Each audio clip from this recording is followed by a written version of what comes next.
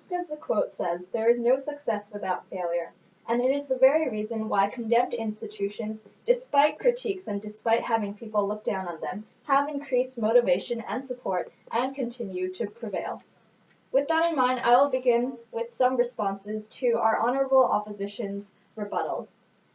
Firstly, they have redefined the phrase prevail as widespread and exists everywhere. We accept this point, and I will further elaborate on how this definition still correlates with our side of the motion and actually in turn proves the points that I will continue to elaborate on. Firstly, our honorable opposition has said that FIFA is no longer condemned and it is in the past tense versus the present tense. However, we are talking about something that is very abstract, and that is guilt. Guilt can never be completely eliminated, and even though it is something that happened in the past, the guilt stays with FIFA forever, and people still remember the bad things that they have done, and in people's minds, they are still condemned. Secondly, our honorable opposition has said that pageants are not condemned, and if they were not condemned, they wouldn't be widespread. However, we feel that this point is simply logically incorrect. Even though something is condemned, it can still be really widespread. It's just that the majority of people still look down on beauty pageants, and we feel that our honorable opposition did not properly argue and understand our definition. Next, our honorable opposition has said that governments cannot support institutions that are not approved by the public. We feel that this point is absolutely bizarre because it is clear that abortion is widely disapproved. However, the government still supports it because the government is ultimately still biased, and they can make their own decisions regardless of the public's opinion. Now I will move on to our points here on the affirmative side.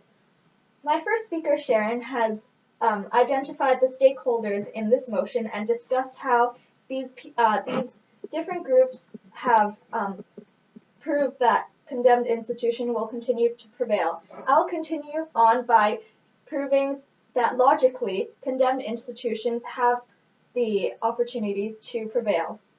Firstly, condemned institutions will prevail because people honor tradition, and subconsciously people still expect these beauty pageants to appear on TV, and it is already integrated into their lives. As much as they disapprove of this institution, it still exists in their lives and they accept it. And without active disapproval, these institutions will still prevail. My second point is that being condemned in turn actually makes the institution more interesting and more popular, which increases their opportunities to prevail. An example for this would be Rebecca Black's song Friday, which rose to fame for being condemned and for being critiqued on being a terrible song. And even though everyone in the entire world hated this song, it rose to fame because of the hateful comments that were posted on the video, and the fact that it was condemned led to more attention and led to more success.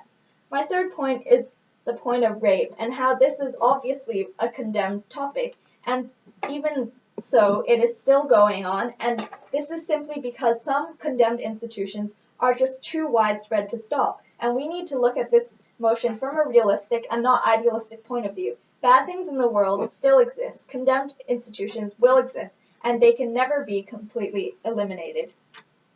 Lastly, my last speaker will elaborate on how even without institutions' public support, they will still prevail.